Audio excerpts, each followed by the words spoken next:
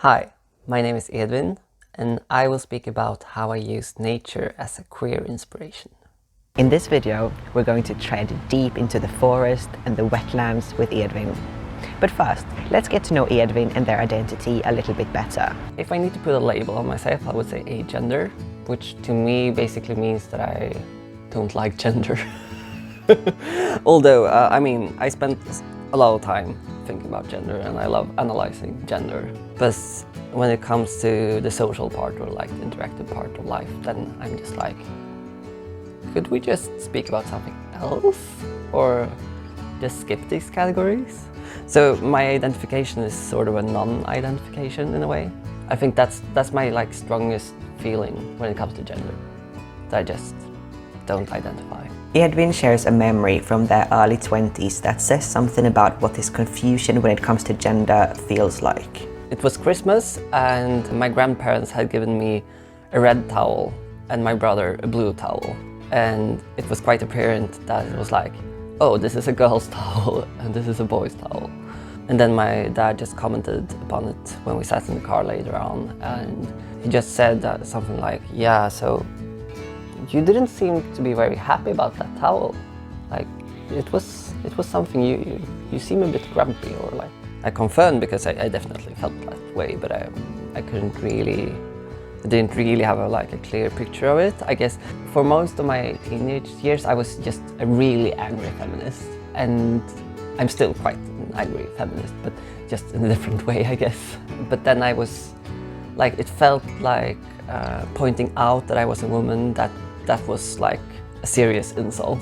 And I think I saw that more or less as that every woman would feel that way because like woman is bad category and like socially. But then I started to get that maybe I don't like being called a woman. Maybe it's like there are people who like the category woman actually, or feminine, female, so on. So it just started like a protest against that, I think. And then when I came in contact with trans communities in Gothenburg, then I started to just find out more about myself and think about all these categories that you could get. Because I didn't I've heard the label or that you could be trans, but I think I didn't even know what non-binary was. I didn't know all the terms. So I think it developed over time. I think I always had more or less the same feeling to where I stand, but just I didn't have words for it, and now I feel quite comfortable with the words that I use, and that is more of a non-identity rather than an identity. Edwin has chosen the topic nature for this video because that is something that lies very close to their heart, and always has. I mean, nature is from where we all come from, but for me it was very present in the way that I was brought up. My parents, they met when they hang out in Friluftsfrämjandet, a Swedish outdoor organization. They went kayaking together. I mean, I was the little nerdy kid who knew what all the flowers were called. So I think there's a lot of family history to why I have a close relationship to other beings than humans. I guess there are two major entries for me. It's both the panic that the climate change is bringing about, and from some kind of a activist point of view, that I figured out that as long as I'm not within the normative, the majority way of thinking about things, then I will always be on the edge of what is possible and how it's possible to sustain myself. And I am dependent on food, and food mostly comes from what we call nature. So food production was very much something that I saw as central. If I'm dependent on very normative ways of sustaining myself, being able to live, having food and shelter and so on, then I also need to fulfill the norms of what it is to be human in this society. But if I can find my own way to produce food and shelter and so on, basic needs, then I'm also able to stretch the limits more. And that was some kind of a basic realization that got quite deep into me. Well, I mean, it's not like the trees or the plants, they would not judge me for for being queer or for doing something in an alternative way. So it's not that food production in itself is something that is like normative, but then humans, like, we make it normative, and we make our existence very conditioned upon how we act. As they're figuring out more and more about how they want to live their life and what ideas they have, they are realizing that these ideas might not be so new to them. More and more I feel like I'm actually going back to something I had as a kid and also that my family had. Like, my grandma passed away quite recently, and that made me think a lot about her and how she was very connected to the different flowers and plants around her, and like a major event for her was always when the Linnea was flowering. And that sort of thing just makes me feel some kind of a deeper connection to being part of an ecosystem. And that feels like something that is very deeply rooted. That's why I feel it's kind of going back, although it's this deeper connection. I think it has developed for me the last years, but it still feels like it doesn't really have a time of sorts. It's more like, it feels like it's always been existing, just I haven't seen it in a way. I tried to get them to explain how this connection to nature feels for them. I think, like, a lot of these things, I think it's hard to put words to. And I recently read a book, can't remember the author's name nor the book's name, but it was a good book. And the author spoke about when it's come to more like spiritual experiences of nature, then we tend to not have a vocabulary for it. And I think that's quite true also for me. But they're going to try to put it into words anyway.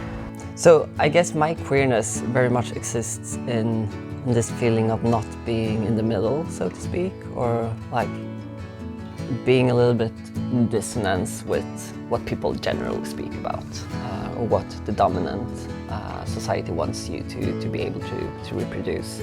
And for me, that's also quite a spiritual experience. This goes down to like my very existence. It's very much connected also to the material, like my body and how I'm supposed to act in this world. But I guess like something that I could try to map out a little bit is how I can get really excited about trees or plants that grows differently, that you can see doesn't grow in the way they're supposed to grow. Like if you look in what's it called, a flora, a book with flowers, basically. It's quite interesting that you know how you picture something that's like, this is the fully grown oak tree, for example, and then you see the oak it's very straight. It doesn't have any like quirks, or it's not bent. It's like the perfect shape. And I guess that's a lot how we do with humans too.